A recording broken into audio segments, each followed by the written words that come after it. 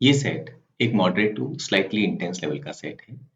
Mathematicians को assign किया जाता है एक नंबर्स को कहते हैं एडोस नंबर। ये फेमस मैथमेटिशियन है पॉल एडोस, उनके कारण उनको नंबर दिया गया है। जो पॉल एडोस है केवल उन्हीं का एडोस नंबर क्या है? 0।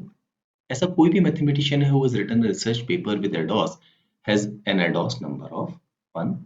बाकी जो भी मैथमेटिशियन है उनके एडोस नंबर की कैलकुलेशन का तरीका बताया गया है कि सपोज कोई एक मैथमेटिशियन है एक्स है, ही हैज को authored papers with several other mathematicians, और उनमें से एक मैथमेटिशियन है वाई जिनका एडोस नंबर सबसे कम है। लेट से वो नंबर है वाई। तो एक्स का एडोस नंबर क्या होगा? वो हो जाएगा y plus one. That means मान लीजिए अगर एक्स का एडोस नंबर था 9 और वाई का एडोस नंबर था लेट से 3, तो जैसे ही वो रिसर्च पेपर होगा 9 का एडोस नंबर 3 प्लस 1 क्या हो जाएगा? 4। Hence, any mathematician with no co-authorship chain connected to ADOS has an ADOS number of infinity. In a 7-day-long mini-conference organized in memory of Paul Ados, a close group of 8 mathematicians, उनका नाम दे दिया गया है A, B, C, D, E, F, G, and H, discussed some research problems.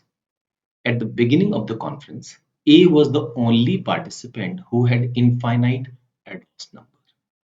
तो ए जो है केवल वो ही एक अकेले ऐसे पार्टिसिपेंट है जिनका इनफाइनाइट एडोस नंबर है। Nobody had an ADOS number less than that of F. Now this is very important to understand. यहां पर हम ये नहीं कहेंगे कि F was the only person जिनका लोएस्ट एडोस नंबर था। इसका मतलब ये हुआ कि कोई भी ऐसा पर्सन नहीं है इस ग्रुप में जिसका एडोस नंबर F से कम था। क्या F के इक्वल हो सकता है? डेफिनेटली, बिकॉज स्टेटमेंट कह रहा है nobody had an ADOS number less than that of F. कुछ एडिशनल कंडीशंस हमें गिवन है। On the third day of the conference, F co-authored a paper jointly with A and C. This reduced the average ADOS number of the group of 8 mathematicians to 3. अगर average 3 हो गया तो मतलब total 24 होना चाहिए, because 8 mathematician है, 3 multiplied by 24 हो जाएगा। The ADOS number of B, D, E, G and H remained unchanged with the writing of this paper. बाकी लोगों का जो ADOS number है वो बिल्कुल नहीं बदला। Further, no other co-authorship among any 3 members would have reduced the average ADOS number of the group of 8 to as low as 3. ये बड़ी इंपॉर्टेंट लाइन है। इस लाइन से एक बात समझ में आ गई कि जो हमारा पर्सन है कौन, C, उनका एडोस नंबर शुरुआत में सेकंड हाईएस्ट था अमंग दीज 8 पर्सन। ऐसा क्यों? क्योंकि पेपर पब्लिश हुआ है किसका? एफ के साथ। किसने किसने किया है? ए एंड सी ने। ए का एडोस नंबर तो हमें मालूम है इनफाइनाइट है। एफ का एडोस नंबर जो ग्रुप है उसमें अमंग द लोएस्ट है। लेट अस से एफ का एडोस नंबर मैं यहां लिख देता हूं से 2। ओके, नाउ जैसे ही पेपर पब्लिश हुआ, रिसर्च पेपर की बात कर रहे हैं, एफ का एडोस नंबर तो 2 ही रहेगा। ये इनफाइनाइट जो है वो रिड्यूस होके क्या हो जाएगा? 3। और सी का भी रिड्यूस होके 3 हो जाएगा। नाउ टोटल जो है वो है 24। अगर हम बात करें 3 and 3 6 and 2 8 की, तो बाकी जो 5 मेंबर्स हैं उनका एडोस नंबर टोटल अगर हम करें वो 16 होगा। लेट अस से उनमें से एक का हम एडोस नंबर 2 दे देते हैं, एक का एडोस नंबर 2 2 2 और एक और पर्सन है जिसका एडोस नंबर हम 8 दे देते हैं। नाउ सम 24 आया है कब? जब एफ ने ए और सी के साथ में अपना पेपर, रिसर्च पेपर पब्लिश हुआ है। क्या होता, क्योंकि क्वेश्चन कह रहा है कि कोई और 3 का कॉम्बिनेशन यहां पर अलाउड नहीं था ना। यहां पर सिंपल लॉजिक के साथ हमें चलना होगा कि मान लीजिए आपके पास 8 पर्संस का कुछ स्कोर है, कोई नंबर है, और आप उनके टोटल को मिनिमाइज करना चाहते हैं, बिकॉज आप उनके एवरेज को मिनिमाइज करना चाहते हैं। तो बड़ा सिंपल सा लॉजिक है, ये कहता है कि जो टॉप 3 स्कोरर हैं उनका स्कोर मिनिमाइज करने की कोशिश कीजिए। लेकिन यहाँ एक कंडीशन जुड़ गई है कि हमारा जो स्कोर है वो इस बात पे डिपेंड करेगा कि जो 3 पर्संस हैं उनमें से लोएस्ट स्कोर किसका है। जिसका स्कोर लोएस्ट है उसके रेस्पेक्ट में कैलकुलेशन होगी। तो अगर हमें एवरेज को मिनिमाइज करना है या सम को मिनिमाइज करना है तो हमें क्या करना होगा? एक पर्सन तो वो लेना होगा जिसका स्कोर लोएस्ट है, और बाकी 2 पर्सन वो लेने होंगे जिनका स्कोर हाईएस्ट है। क्योंकि उन दोनों का स्कोर हम लोअर लेवल पे ला सकेंगे। नाउ यहां पर हमने कहा कि सी सेकंड हाईएस्ट होना चाहिए। उसकी वजह यही थी कि मान लीजिए अगर हम सी की जगह, लेट अस से सी का इसके पहले स्कोर था, एडोस नंबर था 5 और यहां पर एक पर्सन है 8। अब अगर हम सी की जगह से इस पर्सन को इन्वॉल्व कर लेते तो क्या होता, सी का एडोस नंबर तो चेंज नहीं होता, वो 5 रहता, पर ये 8 का एडोस नंबर रिड्यूस होके क्या हो जाता, 3। हमें बस ये देखना है कि क्या ये सम 24 से कम हो गया क्या। अगर 24 से कम हो गया तो ये जो बेसिक कंडीशन हमें दी गई वो गलत हो गई है। 2 and 3 5 and 5 10 and 8 18 and 3 21, हमारा सम 24 से कम हो गया तो एवरेज 3 से कम।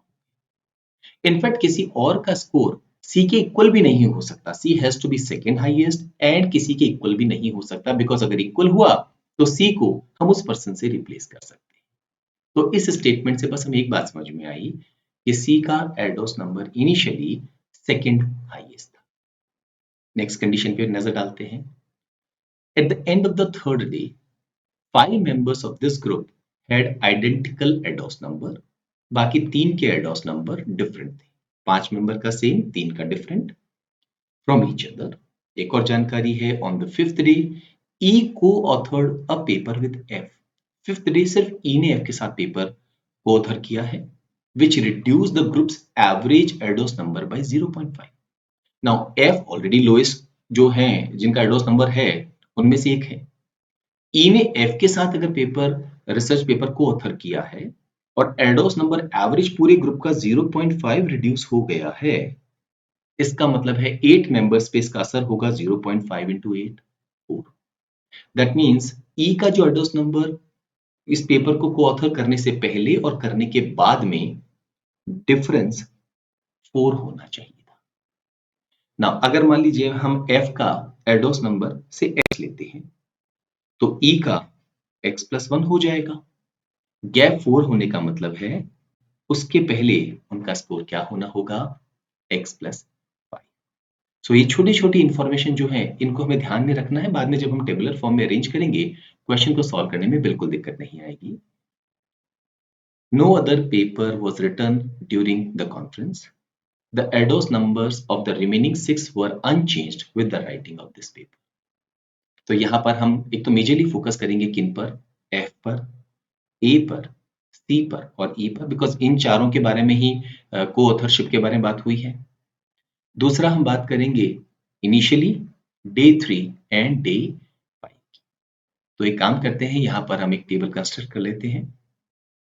इस टेबल में जो फर्स्ट कॉलम है उसमें हम लिखेंगे मेंबर एफ के बारे में, ए के बारे में, सी के बारे में और ई के बारे में। बाकी जो 4 मेंबर्स हैं उनके बारे में हमें स्पेसिफिक लिखने की जरूरत नहीं है। हम ये कहेंगे कि वो इन 4 पोजीशंस पे आ सकते हैं। कौन है वो 4 members, B, D, G and H. ये हमारा डे 1 पे इनका जो एडोस नंबर है वो है। डे 3 पर क्या हुआ, एफ ने ए और सी के साथ को ऑथर किया है पेपर को। इनका इनिशियल जो एडोस नंबर है वो इनफाइनाइट है। एफ का एडोस नंबर लेटेस्ट से हमने यहाँ पर एक्स लिया है, तो थ्रू आउट कैलकुलेशन इनका एडोस नंबर तो एक्स ही रहेगा। व्हाट अबाउट ए, ये हो गया x+1, सी का भी हो गया x+1, ई का x+1 हो जाएगा डे 5 पर, तो उसके पहले डे 3 पर उनका था x+5। हमने अभी डिस्कस किया था कि 4 का रिडक्शन हुआ है। यहाँ पर एक बात कही गई है कि डे 3 पर 5 मेंबर्स का एडोस नंबर सेम था, वो सिर्फ x+1 ही सेम हो सकता है, बाकी 3 का डिफरेंट था। तो कौन से 5 मेंबर्स हैं, 2 तो ये कंफर्म हो गए।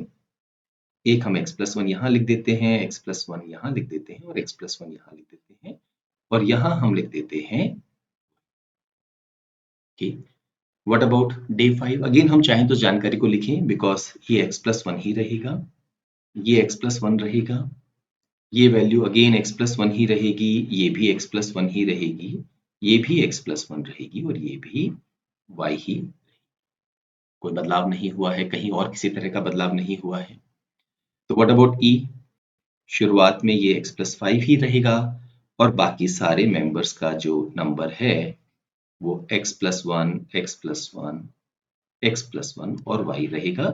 सी के बारे में अभी हमने यहाँ पर इंफॉर्मेशन को नहीं लिखा। अब अगर हम देखें तो हमारे यहाँ पे जो थर्ड कॉलम हमने यहाँ बनाया है इसमें जो वैल्यूज है इनका सम 24 है बिकॉज एवरेज 3 है।